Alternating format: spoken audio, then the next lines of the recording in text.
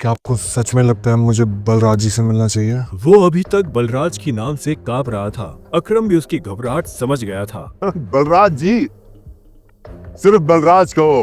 तुम टाइगर हो यार।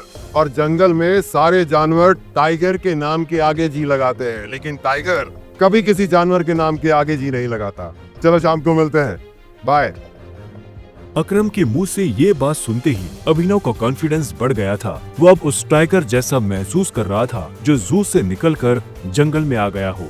अभिनव अपने पुराने ऑफिस से निकलने के बाद अपने घर आ गया था। वो इतने आराम से अपने बिस्तर पर आखिरी बार कब लेटा था उसे याद ही नहीं था। वो बड़ी एक्साइटमेंट के साथ कमरे के दरवाजे की तरफ देख रहा था। Pizza delivery. सर, ऑर्डर सिर्फ 500 का था, आपने मुझे 1000 क्यों दिए? तुम डिलीवरी वाले बहुत मेहनत करते हो दोस्त। ये 500 रुपये तुम्हारी पे। Thank you sir. इधर अभिनव उस पिज्जा बॉक्स को ध्यान से देख रहा था। उसे याद नहीं आ रहा था कि उसने आखिरी बार पिज्जा कब खाया था। वैभवी और अपने लिए घर लेने के चक्कर में उसने अपनी कितनी इच्छाओं को मारा था, इसका एहसास उसे आज हो रहा था। लेकिन अब वो रुकने वाला नहीं था। शाम को अभिनव होटल सैफायर जाने के लिए तैयार होने लगा था। उसने ग्रे कलर की शर्ट और ब्लैक कलर की पैंट पहनी थी। अभिनव के पास पहनने के लिए इससे अच्छा और कुछ नहीं था। जैसे ही उसने होटल को बाहर से देखा तो देखता ही रह गया। उसने आज तक इतने बड़े होटल को इतने पास से नहीं देखा था। अंदर का जा रहा है? अंदर ही जा रहा हूँ, क्या दिक्कत है? अंदर जाने तुझे? तुझे क्या लगता है कि मैं तुझे अंदर जाने दूंगा? क्यों नहीं जा सकता मैं अंदर? अभिनव समझ गया था कि चीफ सिक्योरिटी ऑफिसर उसके कपड़े देखकर उसे जज कर रहा था। सुन, मैं तेरे जैसे लोगों को बहुत अच्छे से जानता हूँ। फालतू का तमाशा मत कर, निकल यहाँ से। कैसे जानता है तू मुझे? रिश्तेदार है मेरा। जब मैं अंदर जाने के लिए आया हूँ तो वापस क्यों जाऊंगा? ये होटल क्या तेरे बाप की है? बोलना।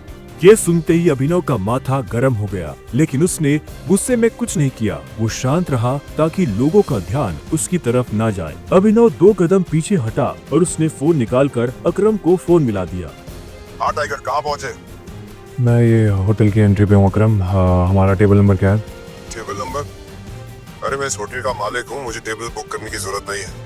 तुम अंदर जाओ, आराम से बैठो, बस मैं पहुँचने ही वाला हूँ। मैं अंदर नहीं जा पा रहा हूँ। यहाँ पे कोई ये सिक्योरिटी वाला खड़ा है, वो कह रहा है कि मेरे जैसे इंसानों को अंदर नहीं जाने देता है। कौन है ये कथा? तुम एक काम करो, बस 10 मिनट में मैं पहुँचने वाला, तो वेट करो, ठीक है? और ये इस ऑफिसर की वजह से मैं तुमसे माफी मांगता हूँ। ठीक, नहीं कोई बात नहीं। क्यों?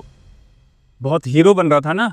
मैंने कहा था मैं तुझे अंदर जाने नहीं दूंगा। अगर प्रधानमंत्री को भी कॉल करेगा ना तब भी नहीं, समझा? चल निकल यहाँ से। अरे वो देखो, तुम्हारा निकलना एक्स। आ जाओ, मजे लेते इसके।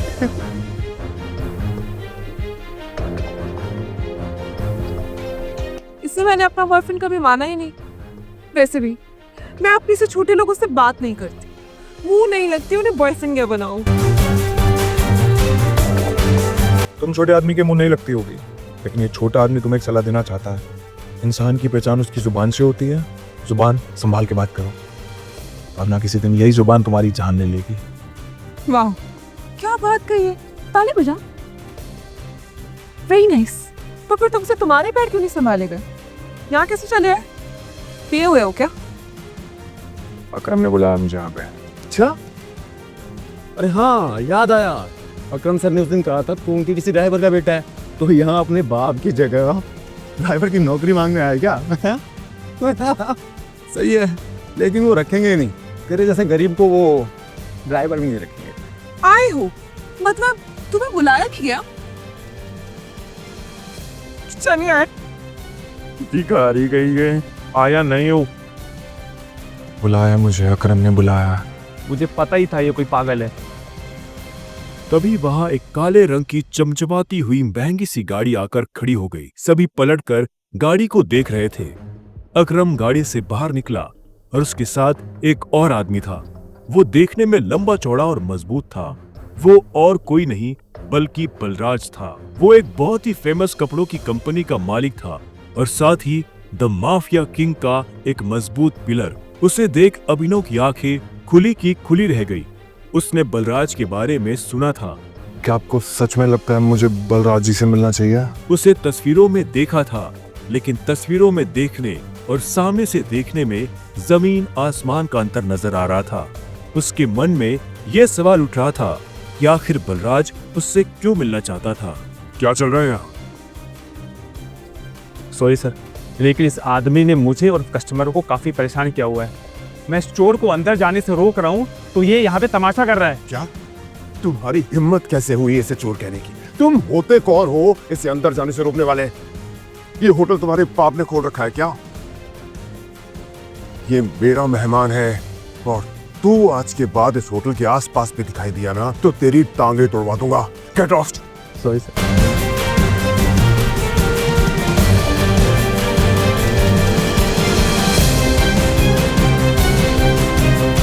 I'm sorry, इस बेवकूफ की वजह से असल में तो छोटा आदमी का दुश्मन बना हुआ है आज। आओ चलो। अकरम ने अभिनव को अपने साथ अंदर आने का इशारा किया। अभिनव अकरम के पीछे चला जा रहा था। उसे महसूस हो रहा था कि बलराज भी अपने भारी भरकम पैरों के साथ अभिनव के पीछे आ रहा था। कुछ देर के बाद वो होटल की एक आलीशान से कमरे के बाहर आ चुके थे। इससे पहले कि वो अंदर जाते, होटल का मैनेजर उनके पास आया और बोला, good evening sir, welcome sir, can I get something for all of you? एक काम करो, जो भी लीकर अवेलेबल है उसकी लिस्ट भिजवा। Sure sir, but sir if you don't mind, अपने होटल में जितनी भी लिकर्स अवेलेबल हैं मुझे सबके नाम याद है। We have tequila which is of 5 lakh rupees, vodka 8 lakh rupees, biscuit 10 lakh rupees and we have gin जो कि 12 लाख रुपए की। Sir what would you like to have? Great. क्या है कि आज मेरे यहाँ बहुत खास मेहमान आया है तो इसलिए जो सबसे महंगी है वो भिजवा दो और बाकी सब चीजें भी। Sure sir, I will get the best liquor for all of you. Good evening sir. Good evening sir. Akram, hotel तेरा, शराब तेरी, फिर भी तुम्हारा ये मैनेजर तुझे तेरी शराब की रेट क्यों बता रहा था, जबकि तू कोई भी चूज कर सकता है?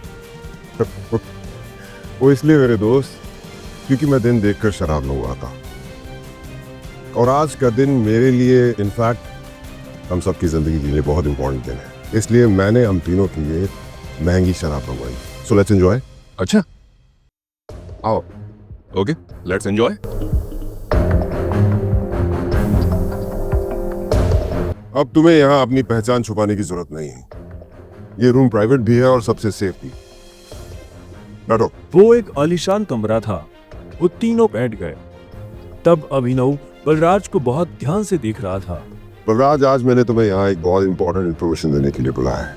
हमें संजय का बेटा टाइगर मिल गया है, लेकिन फिलहाल वो अंडरकवर है, इसलिए उससे तुम्हें मैं बाहर नहीं मिलवा सकता था।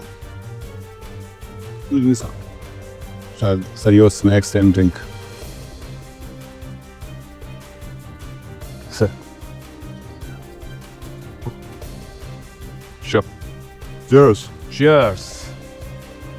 तो यही है टाइगर? हाँ, ये है हमारा टाइम और मैं चाहता था ये हमारी टीम के बड़े और भारी मेंबर्स से मिलने, और मिलने के बाद जिस तरफ हम बढ़ रहे हैं उस तरफ बढ़ने में ये हमें लीड करे।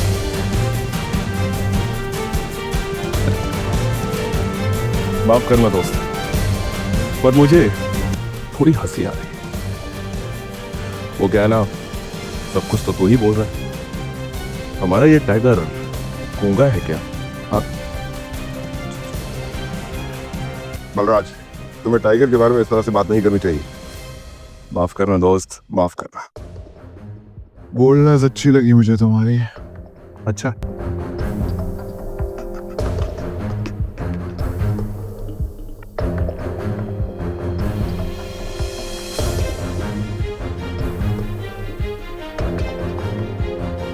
ओके तुम बॉस, लेकिन ये मत बोलो तुम किसके सामने बैठे हो।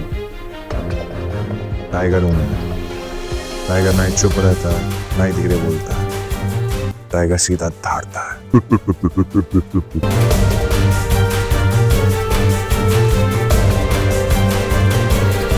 तुम टाइगर,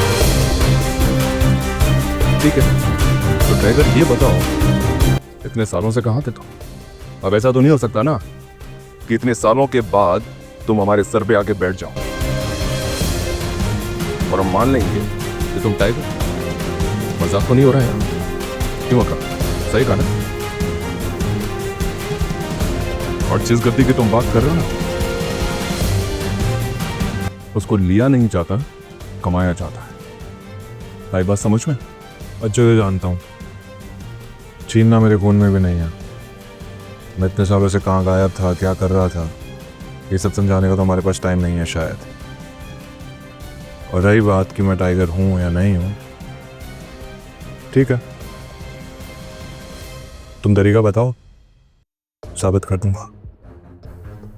शाबाश, ये हुई ना बात। अकरम ने मुस्कुराते हुए अभिनव को देखा। उसकी आंखों में अभिनव के लिए गर्व की भावना झलक रही थी। उसने जितना सोचा था अभिनव उससे भी खूंखार था, लेकिन बलराज के माथे पर शिकन बरकरार थी। उसकी आंखों से पता चल रहा था कि वो इतनी जल्दी अभिनव को टाइगर नहीं मानने वाला था। वैसे भी पूरे ग्रुप में अगर बलराज किसी चीज के लिए जाना जाता था तो वो थी उसकी जिद। वो इस बात को नहीं पचा सकता था कि कल को एक बच्चा उसके सर पर बैठकर राज करे। सिर्फ अकरम की शाबाशी से काम नहीं चलेगा प्यारे, पर मैंने अभी एक्सेप्ट नहीं किया है कि तुम टाइगर हो। तुमने कहा कि तुम साबित कर सकते हो कि तुम टाइगर हो, तो ठीक है, मैं तुम्हें चैलेंज देना चाहता हूं। ये क्या कह रहे हो तुम? Relax Akram, relax. Let's fight, लड़ते हैं। अगर तुम जीते तो हम मान लेंगे कि तुम टाइगर हो, लेकिन अगर तुम हारे तो हमसे कुछ पैसे लेना और गुड़गांव से कहीं बहुत दूर जाकर सेटल हो जाना। बलराज, क्या कह रहे हो तुम? ये सही नहीं है।